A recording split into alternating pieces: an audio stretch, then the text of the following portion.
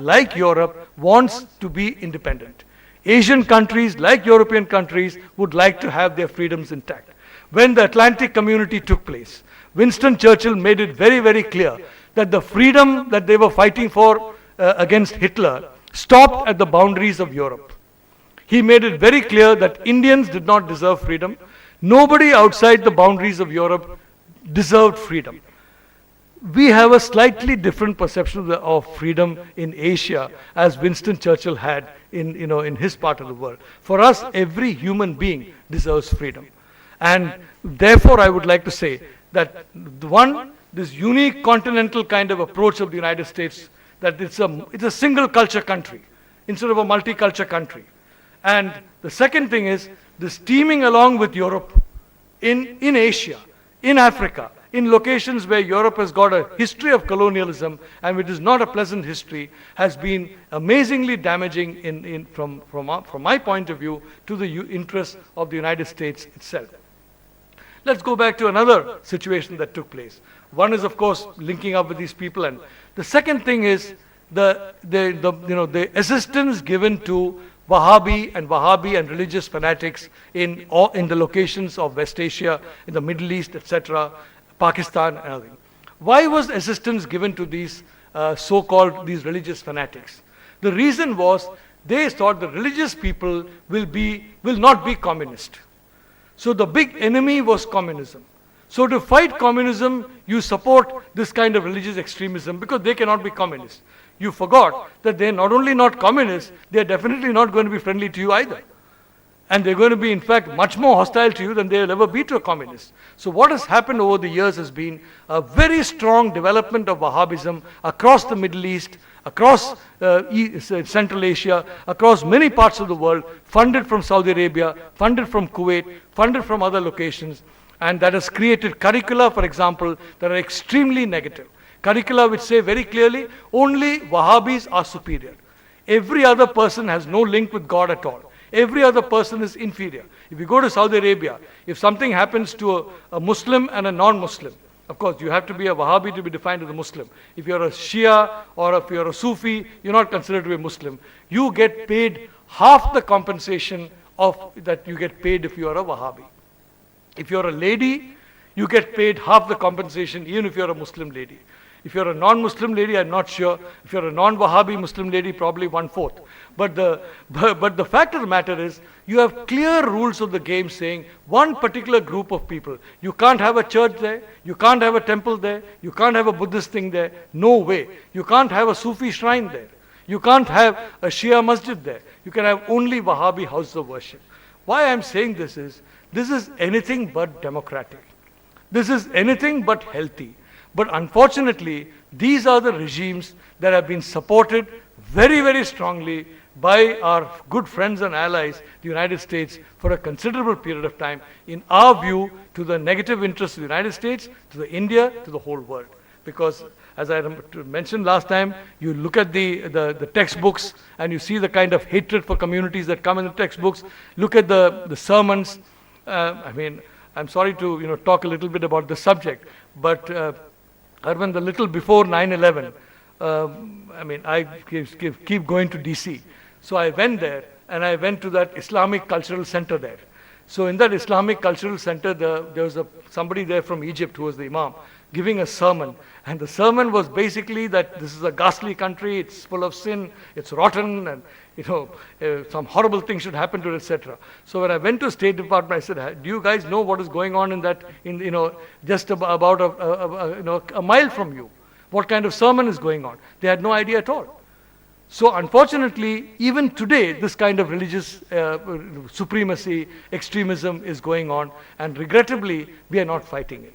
We are not fighting it, and we need to fight it. So what I'm saying basically is, why coming to India, looking at the Indian perspective, you get a slightly different take on global affairs. If you're in the US, the Saudis are buddies. They are allies. The people of the Sheikdoms are buddies. The Sheikdoms are not Democrats, but they are buddies. The Saudis are not Democrats, but they are buddies. From our point of view, the money that is coming from Saudi Arabia across the world is actually doing immense damage to a very noble faith. The Islamic faith is one of the most noble faiths in the world, is doing amazing damage to a noble faith and amazing damage to international security. And all this is taking place because in the old days there was a perception that Wahhabis could be useful in the fight against communism. It's very important when you arm somebody against your enemy, that you make sure that person doesn't become a much more dangerous long-term enemy of yours. Unfortunately, by arming Wahhabism, what has happened today is that communism disappeared, but this monster is very, very strong and still living among us, and regrettably, it is spreading all over the place. I'll just, again, add on to that. Take, for example, Pakistan or the Middle East. Roughly 40 to 45 million young people are there in Pakistan who are, in a sense, unemployable. Roughly 40 to 45 million young people are there in the Middle East who are, in a sense, unemployable. I use the word unemployable because the kind of curricula they are learning in the religious schools they are going do not fit them for any kind of occupation at all. It is an education which is extremely non-professional in the sense of going in for a gainful occupation, whether in science, technology, medicine, commerce, humanities, or whatever. A secular curriculum is essential for a secular world. A secular curriculum is essential for a globalized world. But the curricula in the schools in which about 90 to 100 million youngsters are studying make them completely unfit to be productive citizens in a productive world. Now what happens in the Middle East? Essentially they get a pension.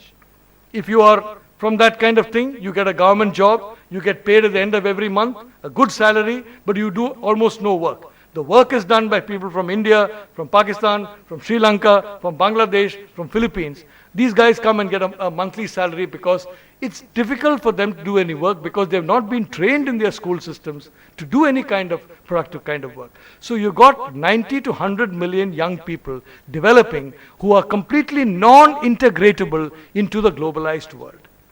It's going to be a very major problem in the past, and it's going to be a major problem that's going to confront us in India. It's definitely going to confront the United States. It's going to confront Europe, and it is something that all of us need to sit down together and work together and solve. I mean, Ginny and I were talking about Central Asia.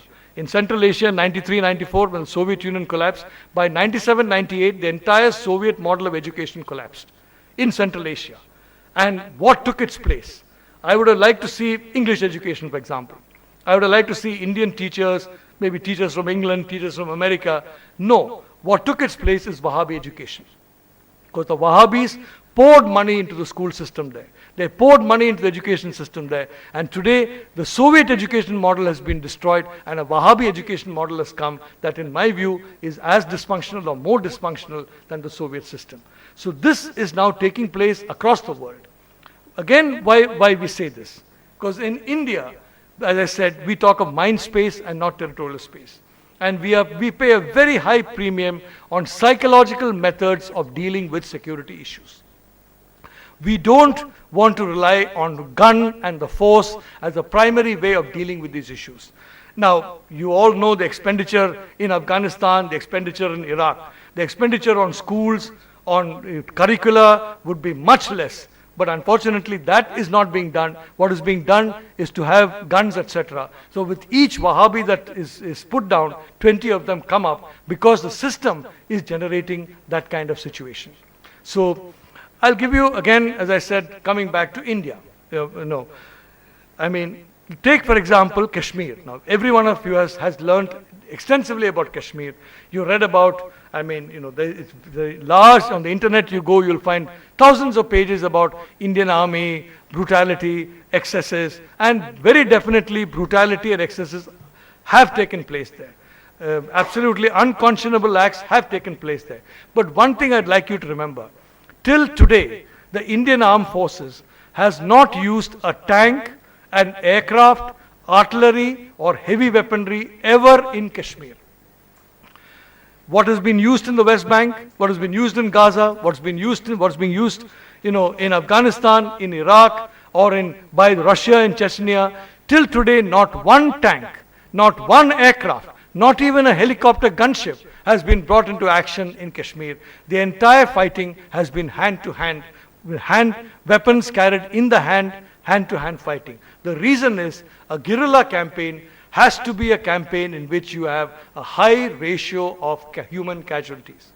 You are going to lose a lot of people if you want to destroy, break the back of the guerrilla army in such a way that you do not destroy the mind space or the people in that territory. If you use helicopter gunships, you use aircraft, you may kill some guerrillas, but you also completely annoy and make the people around that area hate you. So you have to go through a very painful process of losing a lot of people, but going in hand-to-hand combat, and that is what India has done in Kashmir. I'm not saying the war has been won, but definitely, unlike the Soviet Union, unlike many others things, a very, very large army of jihadis has been held at bay, and those of us who go there very often, the feeling is, frankly, that the corner has been turned. I want to talk a little more about it, and a little more about what I call the psychological thing. One is using only these weapons hand to hand, so there's not weapons which really scare the population and make them very angry. A second kind of situation which took place in Kashmir is, one of the tactics that was used by the Indian state was, there were about 7 or 8 infiltration routes into Kashmir in the 1990s. 7 or 8 places where jihadis would be brought into Kashmir from Pakistan. The jihadis would come from anywhere. Some of them were British, some of them were German, some of them were Chechenian, some of them were Somalia, Sudanese, Afghan, Punjabi, whatever. They were all there. They came into the thing. Mosques were built in almost all these crossing areas. Now the question is, why were the mosques built near the crossing points? Can someone give me a guess as to why mosques were built near the crossing points? Go ahead. So that if they were attacked, the media would say, hey, they're blowing up our mosques and killing innocent people. That's right, but the fact is that we are the guys who built the mosques, not the Pakistanis. And we built it on our side of the border. That's a good way, that's absolutely right. They do store arms there, equipment there, people there, and they hope that it will be blown up for whatever reason. But here, India built the mosques. Why did we do it? Any idea? The reason was that the jihadis have been trained in their camps to believe that India is a state where Muslims are persecuted cruelly and criminally. That you cannot pray freely in India. You cannot practice your faith in India. You cannot function as a Muslim in India because the state and the people of India will not allow you. Those who planned this mosque kind of thing wanted the first sight that the jihadi saw when he entered India with this indoctrination. This is an anti-Muslim country. My people cannot pray there. My people cannot worship there. The first sight that he should see is the sight of hundreds of Muslims peacefully praying and in the mosque. The sound of the azan, the sound of the prayer, as hundreds of Muslims peacefully pray there, and then in his mind he will feel, for God's sake, these guys have not told me the truth. And the reason why that is important is, whether you have a jihadi fighter or you have the ultimate jihadi fighter with a suicide bomber, you are effective to the degree to which there is no doubt in your mind that what you are doing is the right thing. If you plant a drop of doubt in the mind of a suicide bomber, then that drop is enough to detonate any chance that he or she will detonate herself. The presence of mosques there to show that their indoctrination that Muslims are not safe in India was one drop. Okay. There were some, as I said, Arvind, I want to broaden this thing because, counterinsurgency is an important thing. And we are all facing terrorism together. Another kind of, I'll give you another psychological thing that took place. One is this, to show that there is religious freedom and religious tolerance across India. The second thing was, till the mid-90s, till about 94, 95, remember the Kashmir thing started in the early 80s.